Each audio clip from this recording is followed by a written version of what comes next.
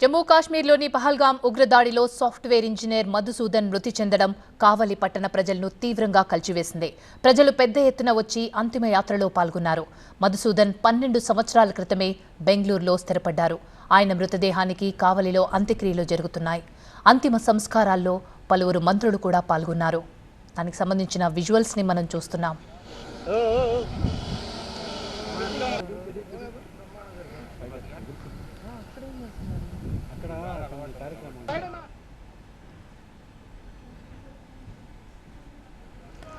అంతకుముందు పవన్ కళ్యాణ్ మధుసూదన్ కుటుంబాన్ని పరామర్శించారు.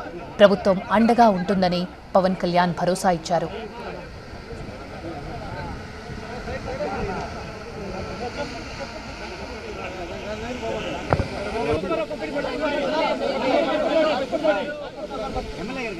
జమ్మూ కాశ్మీర్లోని పహల్గాం ఉగ్రదాడిలో ప్రాణాలు కోల్పోయిన మధుసూదన్ రావుకు డిప్యూటీ సీఎం పవన్ కళ్యాణ్ నివాళులర్పించారు. సాయంత్రం కావలి చేరుకున్న పవన్ కళ్యాణ్ ఇంటికి వెళ్లి ఆయన పార్థివ దేహాన్ని సందర్శించి నివాళులర్పించారు. ఆపై కుటుంబ సభ్యుల్ని పరామర్శించారు. ప్రభుత్వం అండగా ఉంటుందని కూడా పవన్ కళ్యాణ్ వారికి భరోసా ఇచ్చారు. కాశ్మీర్లో కిరాతకంగా తూటాలు పేలిస్తే దేశవ్యాప్తంగా మధుసూదన్ రావుకు నివాళులర్పిస్తున్నారంటూ ఆయన భావోద్వేగం చెందారు. ఈ సంఘటన కుటుంబ సభ్యులు ఇంకా నమ్మలేకపోతున్నారు అంటూ కూడా పవన్ కళ్యాణ్ అన్నారు. వారితో మాట్లాడినప్పుడు ఆయన భార్య, పిల్లలు ఏం జరిగిందనే విషయం తెలిపారని, అయితే వారు చెప్తున్న విషయాలు చూస్తే పేగులు మెలుబెట్టినట్టు ఉందని ఆవేదన వ్యక్తం చేశారు పవన్ కళ్యాణ్.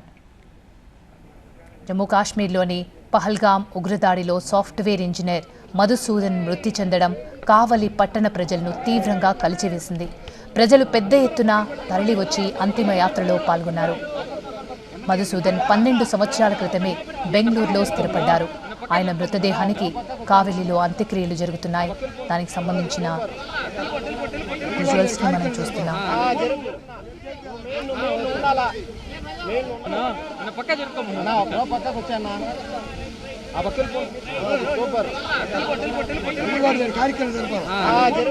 పహల్గాం ఉగ్రదాడిలో సాఫ్ట్వేర్ ఇంజనీర్ మధుసూదన్ మృతి చెందడం కావలి పట్టణ ప్రజలను తీవ్రంగా కలిచివేస్తోంది. ప్రజలు పెద్ద ఎత్తున అంతిమ యాత్రలో పాల్గొన్నారు. మధుసూదన్ 12 సంవత్సరాల క్రితమే బెంగళూరులో స్థిరపడ్డారు. సో కావలిలో అంత్యక్రియలు జరుగుతున్నాయి. దానికి సంబంధించిన విజువల్స్ చూస్తున్నాం. ఐ లవ్ యూ నానా, నీతోనే నేను ఉంటా నానా అంటూ కొడుకు రోదిస్తున్న దృశ్యాలు హృదయ విదారకంగా ఉన్నాయి.